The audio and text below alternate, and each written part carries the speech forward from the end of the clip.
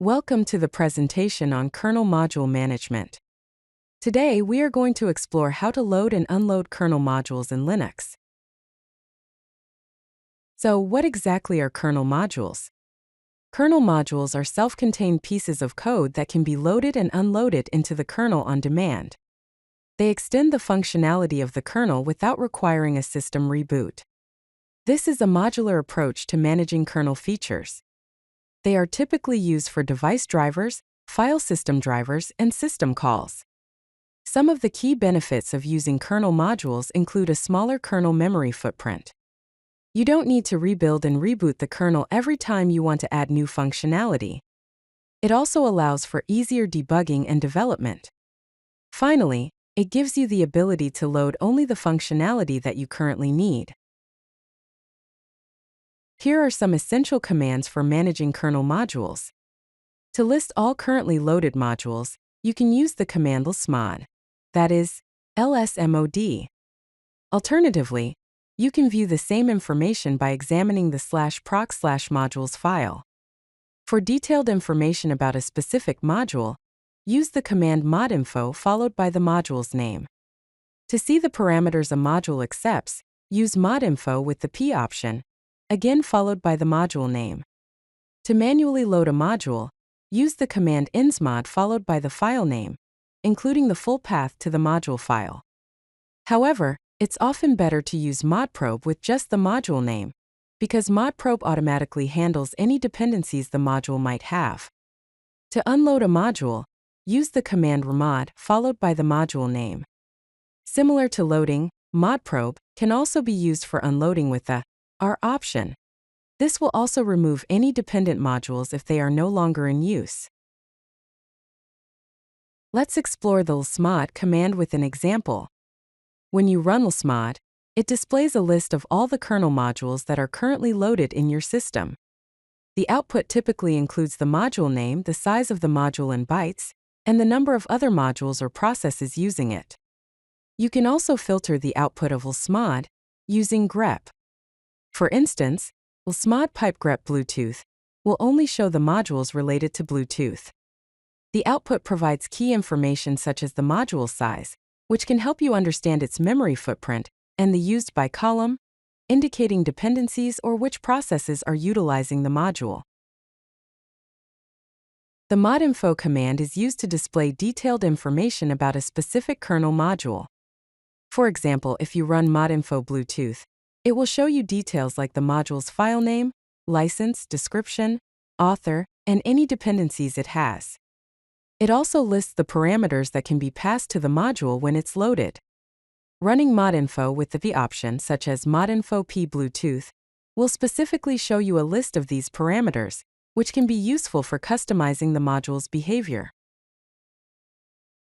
When it comes to loading kernel modules, there are key differences between using insmod and modprobe.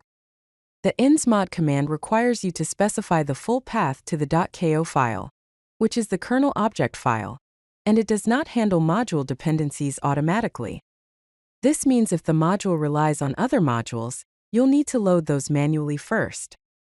On the other hand, modprobe only requires the module name, and it automatically resolves and loads any dependencies.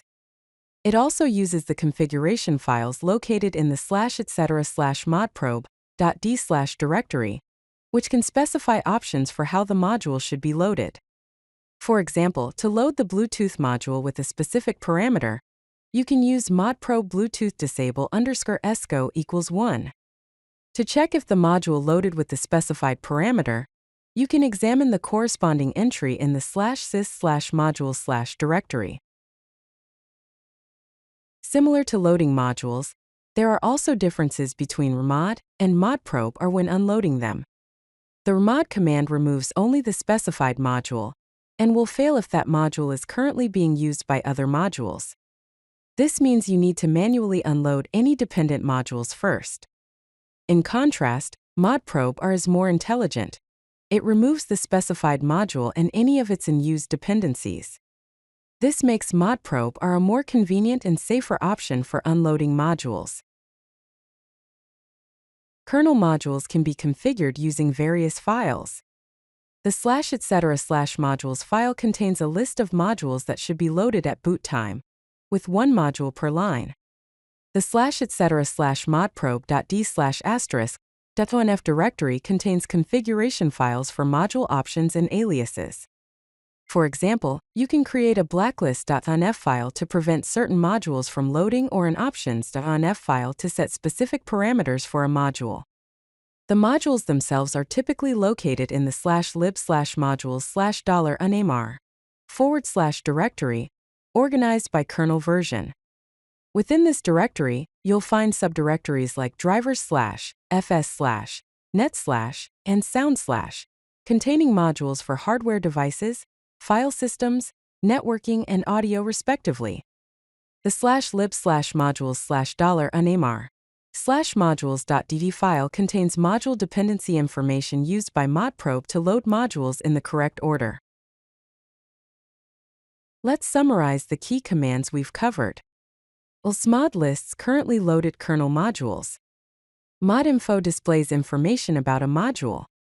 Insmod and modprobe are used to load kernel modules, with modprobe handling dependencies. Rmmod and modprobe are used to unload modules, again with modprobe are handling dependencies. For best practices, always use modprobe instead of insmod or rmmod for better dependency management.